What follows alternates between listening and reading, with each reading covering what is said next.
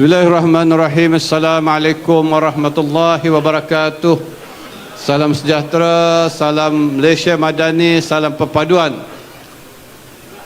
Yang Amat Berhormat Datuk Seri Zahid Hamidi, Timbalan Perdana Menteri dan Presiden UMNO, rakan-rakan kepimpinan daripada Barisan Nasional, UMNO dan juga Pakatan Harapan,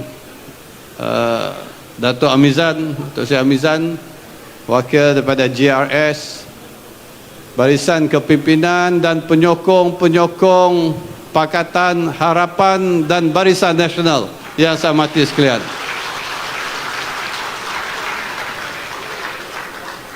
Saya datang kemari bukan nak bertanding, sebab GPS tak bertanding di sini. Tapi kami ke sini untuk mengesahkan dan menyatakan bahawa banyak cerita di luar sana mengatakan pelbagai perkara, termasuklah berhubung kait dengan penubuhan kerajaan perpaduan. Apakah peranan GPS? Apakah peranan GRS dalam penubuhan kerajaan perpaduan? Mungkin saya hari ini nak mengesahkan bahawa pelbagai cerita yang menidakkan apakah hasrat yang di-Pertuan Agong untuk menubuhkan kerajaan perpaduan itu. Banyak cerita di luar yang menidakkan. Tapi saya sendiri terlibat, yang dipanggil untuk menghadap di istana mengatakan bahawa itulah hasrat yang di-Pertuan Agong. Untuk wujudnya kerajaan perpaduan, malahan kalau dapat semua parti di Malaysia membentuk kerajaan, itu hasratnya.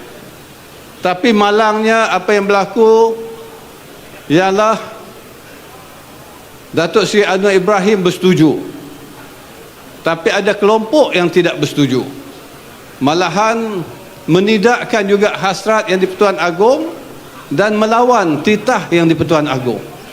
Dan kami GPS, GRS akur untuk menubuhkan kerajaan perpaduan atas satu hasrat. Di samping menghormati titah yang di-Pertuan Agong, ialah untuk wujudnya kerajaan yang stabil, kerajaan yang kukuh, sebab diperlukan kestabilan dan kekukuhan itu untuk kita pastikan kita dapat pulihkan ekonomi negara kita. Kita tidak akan mampu, tuan-tuan dan puan-puan, untuk memulihkan ekonomi negara kita kalau kita tidak ada kestabilan. Pelabur tidak akan datang. Kalau pelabur tidak datang, bagaimana ekonomi kita nak berkembang?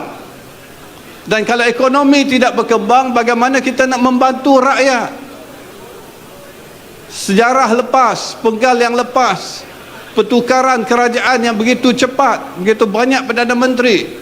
Bayangkan apa kedudukan ekonomi negara kita. Dan baru dalam 8 bulan bila tertubuhnya kerajaan perpaduan, barulah kita melihat bahawa kedatangan kembali pelaburan ke negara kita. Mengapa? Sebab mereka yakin kestabilan itu wujud. Bila kestabilan wujud, maka barulah polisi yang jelas dan nyata, termasuklah baru-baru ini dilancarkan ekonomi madani. Dan inilah sebenarnya perjuangan kita.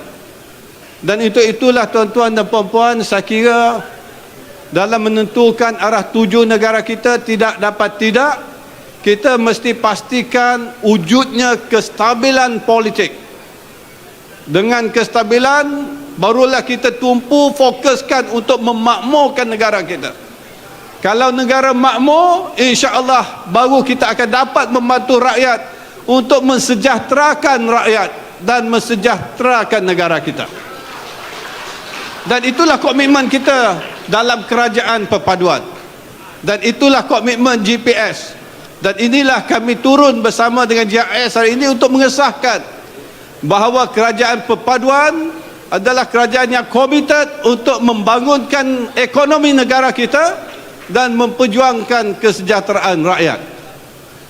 Inilah komitmen kita, tuan-tuan dan puan-puan.